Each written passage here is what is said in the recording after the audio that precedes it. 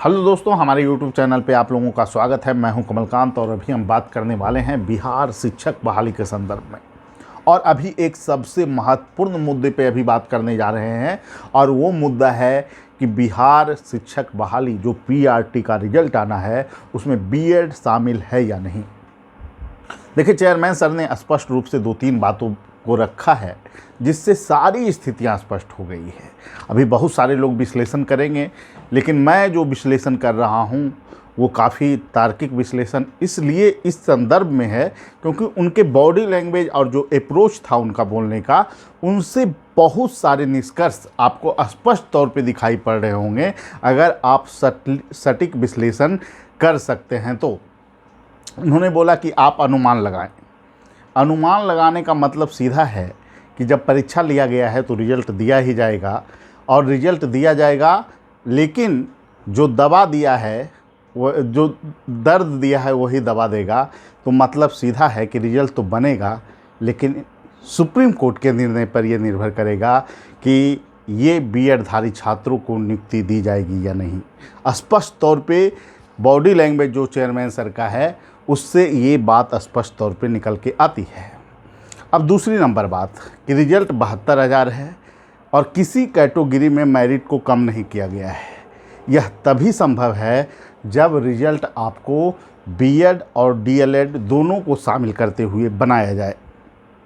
तीसरी number point उन्होंने जो महत्वपूर्ण रूप से बोला है उसमें से सबसे बड़ा जो बात उन्होंने बोला है कि उच्च माध्यमिक वाले भी माध्यमिक में गए हैं और माध्यमिक वाले भी PRT में गए हैं, किन्हीं का रिजल्ट रोका नहीं जा सकता है। मतलब उच्च माध्यमिक का माध्यमिक की तरफ तो इशारा था, लेकिन PRT की तरफ इशारा करने से वो थोड़ा बच रहे थे चर्चा करने से, क्योंकि इससे स्पष्ट हो जाता कि PRT के रिजल्ट में B.Ed धारी भी हैं। इस पर वो थोड़ा सा रुकते नज़र आए हैं कि इसका उदाहरण उन्होंने नहीं दिया।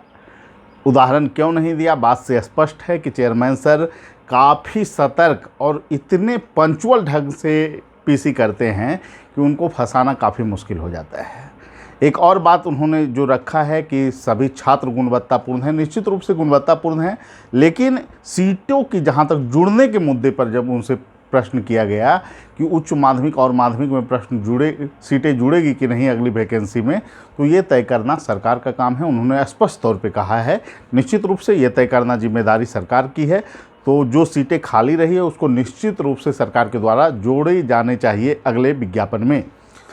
लेकिन एक बात मैं स्पष्ट तौर पे बता दूं, अभी के जो विश्लेषण हैं उनसे तो एक निष्कर्ष तय है कि B.Ed धारी छात्रों को फिलहाल रिजल्ट दिया जा रहा है। इसमें कोई किंतु परंतु का सवाल नहीं है। 72,000 लिस्ट में B.Ed धारी छात्र भी शामिल हैं, उनके PC से स्पष्ट है। लेकिन क्या इनकी नियुक्ति हो पाएगी, ये निर्भर करेगा सुप्रीम कोर्ट के निर्णय से। तो बहुत सारी चीज़ें जो है अभी आपको जो फैसला आएगा सुप्रीम कोर्ट का उस पर निर्भर करेगा कि B.Ed धारी छात्र को ज्वाइनिंग मिलेगा या नहीं मिलेगा। तो मैं एक बात स्पष्ट तौर पे कह दूं कि जो चीज़ें हैं वो चेयरमैन सर ने अपना काम कर दिया है। अब देखिए सुप्रीम कोर्ट की तरफ से क्या निर्णय आता है। अगर B.Ed धारी को सुप्रीम कोर्ट राहत देती है छात्रों को, तो निश्चित रूप से B.Ed धारी छात्र जो है बिहार में प्राइमरी में PRT में भी शिक्षक बनने जा रहे हैं। अभी का सबसे सटीक और सबसे महत्वपूर्ण विश्लेषण, क्योंकि छात्र लगातार परेशान हैं, सैकड़ों की संख्या में फ़ोन आ रहे हैं, तो ये वीडियो आप लोगों के लिए महत्वपूर्ण रूप से बनाना पड़ रहा है कि निश्चित रूप से मैं एक बात कर देता हूं कि जो 72,000 का जो लिस्ट होगा उसमें B.Ed धारी छात्र भी शामिल होंगे, क्योंकि जब जिनका सर्टिफिकेट भी जो है कि स्पष्ट नहीं हो पाया है उनका भी रिजल्ट शामिल कर दिया गया है, बशर्ते कि उनका सर्टिफिकेट सही पाया जाए। अगर वो फर्जी पाए जाएंगे तो उनका रिजल्ट उच्च माध्यमिक में भी होने के बावजूद भी रोका जा सकता है। तो इस आधार पे जब निर्णय ही नहीं हुआ है सुप्रीम कोर्ट में कि जो है B.Ed धारी पूर्णतः बाहर होंगे या नहीं होंगे, शिक्षा विभाग से भी स्पष्ट रूप से परामर्श नहीं आया है, तो निश्चित रूप से अब BPSC को फिलहाल जो है कि जो निर्णय ली है उसमें 72,000 लिस्ट जो रिजल्ट आ रहा है उसमें B.Ed धारी छात्र भी शामिल हैं। अब सब कुछ निर्भर करेगा सुप्रीम कोर्ट के निर्णय पे कि बीएडधारी छात्र की नियुक्ति होगी या नहीं होगी। ठीक है, सभी लोगों को धन्यवाद, फिर अगले वीडियो में मिलेंगे। Thank you.